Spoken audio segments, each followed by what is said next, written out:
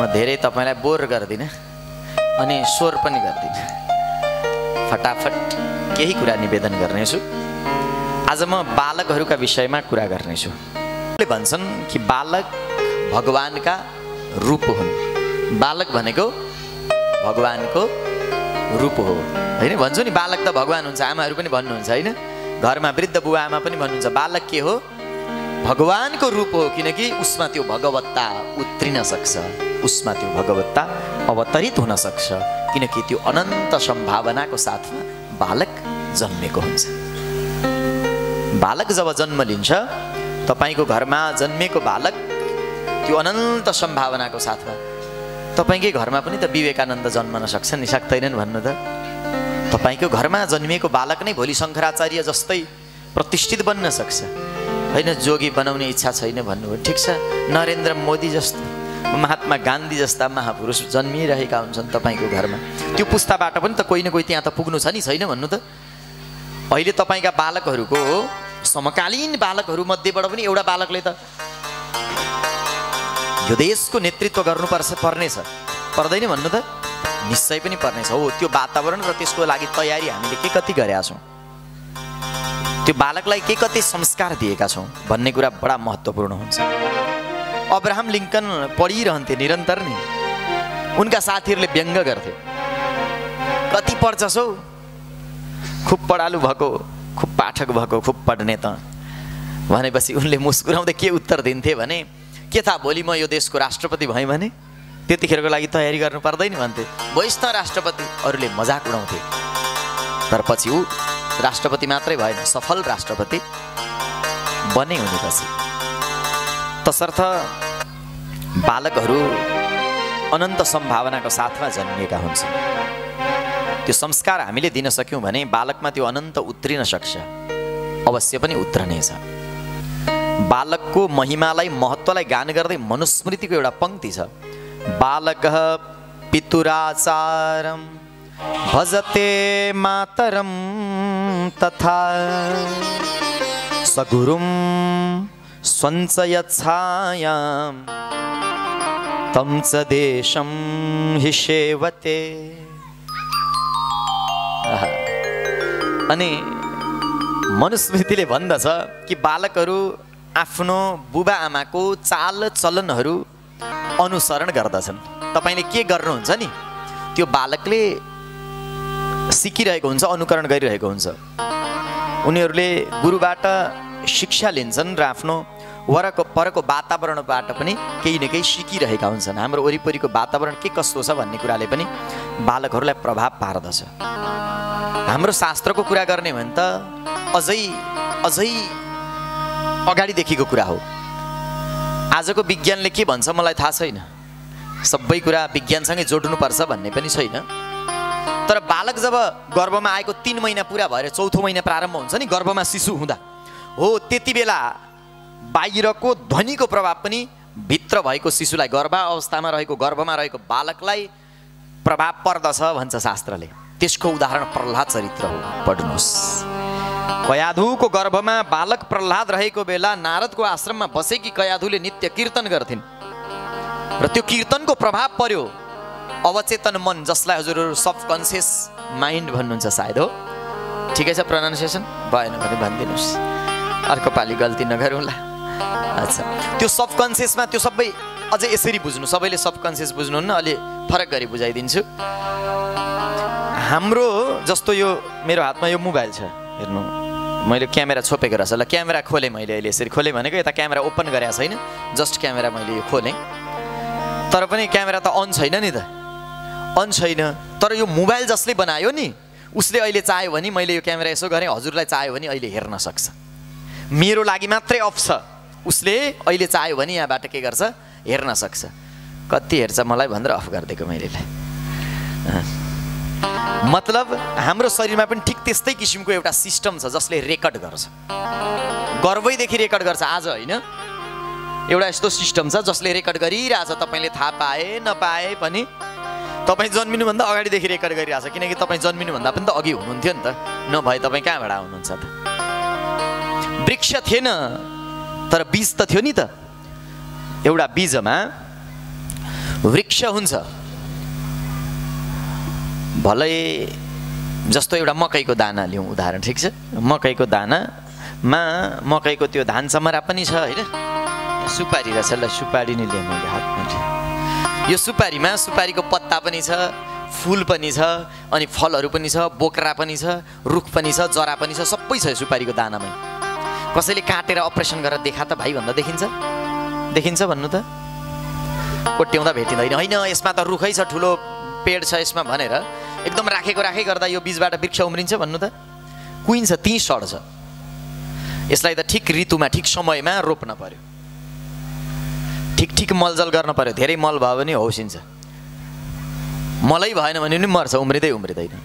ठिक समयमा मलजल गरियो भने त्यो वृक्ष त्यहाँबाट प्रकट हुन्छ, अव्यक्तबाट व्यक्त हुन्छ। ठिक त्यसै गरी तपाईँ पहिले पनि हुनुहुन्थ्यो, अव्यक्त हुनुहुन्थ्यो, अहिले व्यक्त हुनुभयो, त्यति नै हो। बीज रूपमा हुनुहुन्थ्यो, अहिले वृक्ष रूपमा हुनुभयो भन्ने मात्रै।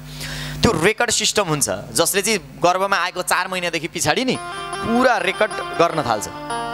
बाहिरको के बोल्नुभयो, के सुन्नुभयो, सबै प्रभाव पर्छ। बाहिरको वातावरणको, तपाईँले गरेको कुराकानीको। अनि अहिले बालक दुष्ट छ भने कस्तो दुष्ट जन्मियो यो भन्नुहुन्छ, अरे त्यसको प्रमाण हो, त्यो अनुमान होइन, त्यो प्रमाण हो, एभिडेन्स हो त्यो कि त्यो बालक गर्भमा हुँदाखेरि तपाईँले बडा दुष्ट विचार गर्नुभएको रहेछ मन मस्तिष्कमा, तपाईँ भाग्नै पाउनु हुँदैन। अहिले प्रमाणित भइसक्यो, विज्ञानले प्रमाणित गरिदिइसक्यो। म मान्दिनँ भन्दा हुन्छ? होइन मैले त्यस्तो उग्रै थिइनँ म भन्दा भयो, मनमा उग्र मरिजाओस्, काट्न मारिहालौँ कि त्यस्तो भाव आएका रहेछन् मनमा, त्यही भएर आक्रामक बनाएको छ बच्चा अहिले। त्यसको प्रमाण हो त्यो। भलै तपाईँलाई यो सुन्दा अहिले नराम्रो लागिरहेछ, चस्स छातीमा चिसो पस्यो होला, त्यो कुरा अलग हो। त्यसो भनेर सत्य बदलिँदैन। मैले नभन्दा सत्य बदलिने हो र भन्नु त? मैले भन्दा सत्य बदलिने अथवा नभन्दा बदलिने हुँदैन। मैले भने पनि सत्य त्यही हो, मैले नभने पनि सत्य त्यही हो। तर जति चाहिँ म भन्दैछु यो अन्तिम सत्य होइन। तपाईँ आफै खोज्नुहोस्। अझै त्यसो गर्नुभयो भने तपाईँ नजिक पुग्नुहुनेछ, करिब पुग्नुहुनेछ। र त्यो गर्वदेखि नै त्यो चिज आएको हुन्छ बच्चामा। के गर्नुहुन्छ त्यो गर्वदेखि नै सबै कुरा उसले सिक्दै आएको हुन्छ। जन्म भइसकेपछि पनि त विचार गर्नु त, बाले चाहिँ यसो चुर तान्नुहुन्थ्यो भने कहिलेकाहीँ सलाइले बाबु भन्नुहुन्छ चुर तान्थ्यो ल, अनि बाले उसले पनि चुर तान्न मन लाग्ला, बाले तानेको देखेर। बाले कराउनुहुन्छ भनेर डराएर नतान्ला, बा यता गएको बेला त, किनकि उसले चाहिँ बुवा आमालाई के सोचेको हुन्छ, आदर्श सम्झेको हुन्छ। एउटा मोरल कम्पासको कविता छ कि, बालक तपाईलाई हेर्ने बालकका खुल्ला आँखाहरू भन्ने शीर्षकमा। ती बालकका कलिला आँखाहरू निरन्तर तपाईँलाई हेरिरहन्छन्, किनकि एउटा मुकामपछि ऊ चाहन्छ तपाईँ जस्तै बन्न, किनकि तपाईँ उसको लागि एउटा आदर्श हुनुहुन्छ, किनकि तपाईँ उसको लागि एउटा महान आदर्शको काम गर्दै हुनुहुन्छ। त्यसैले एक दिन ऊ तपाईँ जस्तै बन्न चाहन्छ, त्यसैले त निरन्तर ऊ खुल्ला आँखाले तपाईँलाई हेरिरहन्छ। यस्तै भावमा लेखिएको छ त्यो कविता। तपाईँले जे गर्नुहुन्छ उसले त्यही गर्छ। बा यता गएको बेला उता गएको बेला अनि फेरि उसले पनि प्रयास गरिहेर्छ। राम्रो गर्नुभयो भने विचार गर्नु त, तपाईँले पढ्नु कि यस्तो किताब खोलेर बस्नु, भलै उल्टो होस्, पढ्न नजानुहोस्, उसले पनि खोलेर बस्छ। हो, जे तपाईँ गर्नुहुन्छ त्यो बालकले गर्छ, जे तपाईँ भन्नुहुन्छ त्यो गर्दैन। जे तपाईँ गर्नुहुन्छ त्यो बालकले गर्छ, जे तपाईँ भन्नुहुन्छ त्यो बालकले बुझ्दैन, भनेको बुझ्दैन। उसले त तपाईँले के गर्दै हुनुहुन्छ त्यो मात्रै बुझ्दछ। तसर्थ यो पंक्तिले भन्यो मनुस्मृतिको, बालक पितुर आचारम भजते मातरम, तथा माता र पिताको आचरणलाई बालकले अनुकरण गर्दछ। तसर्थ नीतिको अर्को पंक्ति छ कि दुशिलो मातृदोषेण पितृदोषेण मूर्खता कार्पणीय वंशदोषेण आत्मदोष दरिद्रता। जसले भन्दछ दुशिलो मातृदोषेण, यदि कोही व्यक्ति दुशील छ भने, दुशील भनेको शील भनेको चरित्र, क्यारेक्टर, चरित्रहीन छ, क्यारेक्टरलेस छ भने त्यसको दोष 100मा 100 आमालाई जान्छ भनेको। बालाई चाहिँ केही लाग्दैन कि हो यो शास्त्र त पक्षपाती रहेछ भन्दै हुन्छ होला, त्यस्तो छैन। बालाई पनि छ कुरो, आउँछ, नआत्तिनुहोस्। दुशिलो मातृदोषेण, आमाको कारणले गर्दा कोही व्यक्ति दुशील छ, चरित्रहीन छ, क्यारेक्टरलेस छ भने त्यसमा दोषी आमा हुन्छ। दुशिलो मातृदोषेण। पितृदोषेण मूर्खता, अनि कालो अक्षर भैँस बराबर हुन्छ नि त्यस्तो मूर्ख छ सन्तान भने त्यसको दोषी पिता हुन्छन्। अनि एकदम डराउँछ, थर थर थर थर काँप्छ कि राष्ट्रहितको लागि, धर्मको लागि, सभ्यता संस्कृतिको लागि, समाज उत्थान र राष्ट्रहितको लागि लड्ने दिन आउँछ नि, त्यति बेला एकदम डराउँछ, भयाकुल छ भने त्यसको दोष उसको कुललाई जान्छ, वंशलाई जान्छ। उसका वंश परम्परामा कोही यस्तो महापुरुष जन्मेनछन् जसले समाज हित र राष्ट्र उत्थानको लागि कहिले कुनै योगदान गरेनछन्। जब आमाले संस्कार दिन्छन्, पिताले शिक्षा दिन्छन् अनि वंशले उसलाई हिम्मत साहस दिन्छन् नि, गरिबी थोडी न अभिशाप हो। तपाईले सम्पत्ति दिन सकिन भनेर चिन्तै लिनु पर्दैन। आमाले संस्कार दिनुभयो, पिताले शिक्षा दिनुभयो अनि हिम्मत दियो उसको कुलले उसलाई भने कहिले व्यक्ति गरिब रहनै सक्दैन। यदि त्यति हुँदाहुँदै गरिब हुन्छ भने आत्मदोष दरिद्रता, त्यसमा ऊ आफै स्वयं दोषी हो। न आमा दोषी, न बुबा दोषी हुनुहुन्छ, न त उसको कुल नै दोषी ठहरिन्छ। तसर्थ हामीले दिने भनेको शिक्षा र संस्कार हो। शिक्षा र संस्कार अत्यन्तै महत्त्वपूर्ण कुरा हो। छोरीहरूलाई पनि शिक्षा दिने, वेद आदि पनि पढ्दा हुन्छ। अथर्ववेद, यहाँ त चारै वेदको पाठ हुँदैछ। अथर्ववेदको एउटा सूत्र छ, गुरुकुलेण कन्याम वा युवानम पिन्दते पतिम। गुरुकुलमा बसेर 25 वर्षसम्म कन्याहरूले वेदको अध्ययन गरेको, विद्याको अध्ययन गरेको कन्या गुरुकुलमहरूको उल्लेख मिल्छ इतिहासमा। पढ्नु त, यो त हिजो अस्ति मुगल साम्राज्यकाल थियो नि। मुगल साम्राज्यकालमा हाम्रा छोरी चेली, आमा दिदी बहिनीहरूमाथि मुगलहरूले आक्रमण गरेपछि अनि ती छोरी चेलीहरूलाई बचाउनको लागि त्यो ढालको रूपमा आक्रमण गर्दाखेरि, शत्रुले आक्रमण गर्दा रोक्ने जुन हुन्छ नि अस्त्र, त्यसलाई ढाल भनिन्छ। त्यसको रूपमा चाहिँ प्रयोग गरेको देखिन्छ। बाल विवाहको परम्परा हिन्दूहरूको थिएन। सती प्रथाको बारेमा यसै भन्न सकिँदैन, तर प्रमाणित भइसक्यो बाल विवाह कदाचित हिन्दूहरूको थिएन। मुगलहरूले त्यसरी आक्रमण गरिराख्दा आज पनि कैयौँ त्यस्ता देशहरू छन् जहाँ चाहिँ महिलाले खुल्ला रूपले हिँड्न पाउँदिन। आज पनि सामान्य ड्राइभसम्म, के भन्छ, गाडी चलाउनसम्म पाउँदिन होइन, यहीँ अरब कन्ट्रीतिर। अहिले पनि उनीहरू धर्ममा कट्टर हुन्छन्। आज पनि स्त्रीहरूलाई, महिलाहरूलाई धनको रूपमा हेर्दछन्। त्यसै भएको कारणले गर्दा सानैमा 5-6 वर्षमा बिहे भएको त अहिले पनि आमा बुवाहरू भेटिनुहुन्छ होला होइन। तर त्योभन्दा पनि अगाडि 2-3 वर्षमा मात्रै पनि बिहे हुन्थ्यो। सिन्दुर लगाइदिने, पोते लगाइदिने। किन भन्दा उनीहरूले आक्रमण गर्थे नि त। सिन्दुर र पोते देखिसकेपछि अहिले पनि धनको रूपमा हेर्छन्। यो दोस्रोका अमानत, दोस्रोको धन भनेर चलाउँदैनथे, छुँदैनथे। त्यसो भएर हिजो अस्ति थालेको परम्परा हो बाल विवाहको कुरा। त धेरै वर्ष भएकै छैन, 200-400 वर्षको कुरा मात्रै हो बाल विवाहको। त्यत्रो लामो इतिहास छैन। अन्यथा गार्गी जस्ता, वर्चा जस्ता, सूर्य जस्ता ऋषिकाहरू जन्मेका छन्, जसले चाहिँ ठुल्ठुला ऋषि महर्षिहरूलाई, याज्ञवल्क जस्ता ऋषिलाई पराजित गर्दिन् गार्गीले जनकको विद्वत सभामा आएर।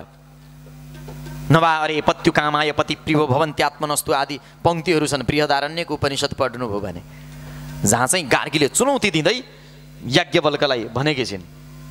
अनि याज्ञवल्कले सम्झाएका छन्। याज्ञवल्क गार्गीको संवाद छ बृहदारण्यको उपनिषदमा। सबै कुरा बालकलाई हामीले संस्कार दिन पर्यो, शिक्षा दिन पर्यो। चाहे छोरा होस् चाहे छोरी होस्, दुवैलाई समान रूपले शिक्षा दिने। छोराको मात्रै कुरा होइन, छोरीको मात्रै कुरा होइन। सानै छु आमा, म छोरी आज पराई घर जाँदिन। सानै छन् हात कलिला नङ्ग्रा, इख्याउन सक्दिन। सानैमा बिहे गर्ने परम्परा थियो नि होइन। सुनचाँदी दाइजो चाहिन्न बाबा, शिक्षाको देउदान। आखिर छोरी छोरा जस्तै तिम्रै हुन् सन्तान। समान रूपले शिक्षा प्रदान गर्न पर्दछ। शिक्षा भयो भने जीवन उज्यालो हुन्छ। विद्याद्वारा कत्रो परिवर्तन आउँछ। कृष्णको कथा पढ्नु भएको छैन यहाँहरूले? खुब सुन्नु भएको छ त। हिजोसम्म गाई चराएर हिँड्ने गोठालो जब शान्ति पनि गुरुकुलमा गएर विद्या अध्ययन गरेर आउँछ नि, आइसकेपछि कृष्णको जीवनमा कत्रो परिवर्तन आउँछ। हेर्नु त, हिजोसम्म गाई चराएर हिँड्ने ए गोपाल भन्थे, गोठालो भन्थे। गोपाल भनेको गाई पाल्नेवाला, गोठालो भनेको गाई चराउनेवाला भनेको। हाम्रो भाषामा कन्भर्ट गरेर भन्दा ए गोठालो भनेको, हेपेर नि गोपाल भनेको। त्यही बालक पछि गएर द्वारिकाधीश बन्यो जब उसले विद्यालाई प्राप्त गर्यो, जब शिक्षालाई प्राप्त गर्यो। शिक्षाले नै हो जीवनमा उज्यालो ल्याउने, शिक्षाले नै हो जीवनमा प्रकाश ल्याउने। शिक्षा मात्र एउटा यस्तो चिज हो जसले जीवनलाई उज्यालो बनाउँछ, प्रकाशित बनाउँछ। तसर्थ बालकलाई शिक्षा दिनुपर्छ। शिक्षा मात्रै भयो भने फेरि रावण हुने खतरा हुन्छ। तसर्थ संस्कार पनि जरुरी छ। राम बनाउनको लागि संस्कार पनि जरुरी छ। शिक्षा मात्रै भयो भने फेरि राम भन्दा त सबै कुराले माथि देखिन्छ रावण। हेर्नु त, चाहे शिक्षाको कुरा हेर्नु, बलको कुरा हेर्नु, धनको कुरा हेर्नु। बलको कुरा गर्नुहुन्छ शिवजीसँगै होइन, कैलाश पर्वतै उठाइदिएले। तागतको कुरा गर्ने, धनको कुरा गर्नुहुन्छ लङ्का त सुनको। मात्र एउटा कुराले उपराजित भयो, किनकि उसमा संस्कार थिएन। तसर्थ शिक्षा र संस्कार बहुत महत्त्वपूर्ण कुरा हो। र आज तपाईँ जुन बालकलाई औँला पक्रेर हिँड्न सिकाउँदै हुनुहुन्छ नि, ताते नानी ताते भनेर जुन बालकको औँला पक्रेर आज हिँड्न सिकाउँदै हुनुहुन्छ, भविष्यमा यस्तो दिन जरुर आउँछ त्यही बालकको हात पक्रेर तपाईँले हिँड्नुपर्छ, हो कि नै भन्नु त? जुन बालकलाई आज काँधमा राखेर टाढा टाढासम्म देखाउँदै हुनुहुन्छ, त्यही बालकको काँधको सहारा लिएर एक दिन तपाईँले टाढा टाढासम्म पुग्नुपर्नेछ। आजको तोते बोली बोल्ने बच्चा नै हो भोलिको व्याकरणविद, भाषाविद। यस्ता अलङ्कारहरूले समलङ्कृत हुनेवाला। त्यसैले बालक केवल बालक होइन, बालक त भगवानको रूप हुन्छ। तपाईँको घरमा जन्मिएका बालकहरू अनन्त सम्भावनाका साथमा जन्मिएका छन्। धन पर्दैन, सम्पत्ति दिन सक्नु भएन भने गुनासो नगर्नुहोस्, दृढतासँग यो सङ्कल्प गर्नुहोस्, कमसेकम म संस्कार दिनेछु, कमसेकम म शिक्षा दिनेछु। शिक्षा र संस्कार भयो भने त्यहाँभन्दा धेरै कुरा केही पनि जीवनमा पर्दैन। यति निवेदन गरेँ, बडा प्रेमले सुनिदिनु भयो। यहाँहरूप्रति हार्दिक आभार, हार्दिक सद्भाव, हार्दिक प्रेम प्रकट गर्दछु। कहिले कसैको आँखामा कोही शत्रु भनेर नआओस्। धृते द्रिहमा मित्रस्यमा चक्षुषा सर्वाणि भूतानि समीक्षन्ताम्। शुक्ल यजुर्वेदको यस मन्त्रले भने चाहिँ जीवन बनोस्, सबैको आँखामा मित्र बनेर बस्न सकौँ। कहिले कसैले कसैलाई चिनाउँदा ऊ मेरो शत्रु भनेर चिनाउन नपरोस्। र जुन सङ्कल्पका साथमा कोइराला बन्धुहरूले यस यज्ञलाई आयोजना गर्नुभएको छ त्यो पूर्ण बनेर जाओस्। मात्रै कोइराला बन्धुको नभएर यस गाउँको, यस ठाउँका समस्त पितृहरूले परमपद र परम मोक्षलाई प्राप्त गर्नुहोस्। र हाम्रा घरमा हरेक जन्मिएका प्रत्येक बालकहरू संस्कारवान हुन्, शिक्षित बनुन्। आजको समाज बडा डरलाग्दो छ। हेर्नु, बालकहरूलाई अरू केही कुराबाट बचाउन होइन, मात्र एउटा कुराबाट बचाउनको लागि ठुलो चुनौती छ। त्यो भनेको दुर्व्यसन। दुर्व्यसन भनेको बुझ्नुहुन्छ? नराम्रो कुराको लत के आदत हुन्छ नि, खाने पिउने नराम्रो कुराको आदतले बालकहरू बिग्रिरहेका छन्। संस्कृत पढेकोमा त यो मानेमा पनि मलाई खुसी लाग्छ। मसँगैका कैयौँ मेरा साथीहरू कैयौँपल्ट सुधार केन्द्र पुर्याइएका छन्, कैयौँ दिन राखिएको छ। कमसेकम संस्कृत पढ्नुभयो भने, संस्कृत पढाउनु भयो भने बालक संस्कारवान चाहिँ बन्छ। तपाईँलाई लाज चाहिँ हान्दैन होला, सम्पत्ति नकमाउला, ठुलो अग्लो लामो बिल्डिङ नबनाउला, एकदम सुन्दर गाडी नकिन्ला, तर तपाईँलाई बेघरको बनाउँदैन, बेकारको बनाउँदैन। यति चाहिँ पक्का हो, यो शिक्षामा यति चाहिँ तागत छ। त्यसो भएर पनि मैले अघि यहाँहरूलाई पढ्नुहोस् भनेको, चाहे छोरा होस् छोरी होस्, एक घर एक संस्कृत, कमसेकम एकजनालाई पढाउनुहोस्। जहाँ जति जुनसुकै क्षेत्रमा तपाईँ भए पनि संस्कृतसँग जोडिनुहोस्। यसका थोरै भए पनि यी विषयहरूलाई अध्ययन गर्नुहोस्, पढ्नुहोस्। त्यसो भयो भने राम्रो हुन्छ। यो सङ्कल्प जरुर लिनुहोला आज उठ्दै गर्दा। यति निवेदन गर्दछु भनेको, हाम्रा ग्रन्थहरूलाई, उपनिषदहरू घरमा राख्नु, कमसेकम पढ्नु, कहिलेकाहीँ हेर्नु खोलेर। बालकहरूले हेर्नै छन्, अनुवाद गरेका पनि पाइन्छन् नि उपनिषदहरू, बडा तागतवर छन्, बडा शक्तिशाली छन्। हेर्नु, जीवनमा ठुलो परिवर्तन दिन सामर्थ्य राख्दछन्। त्यसो भएर यति निवेदन गरेँ, कमसेकम यो सभ्यता र संस्कृतिलाई बुझ्नको लागि अवश्य पनि अध्ययन गर्नुहुनेछ। शिक्षा भयो भने आँखा खुल्दछ। शिक्षा नै हो आँखा भनेको, नेत्र भनेको। पुराण पुरुषोत्तम भगवानको। ल आउनु सबै एउटा सुन्दर भजन गान गरौँ, त्यसपछि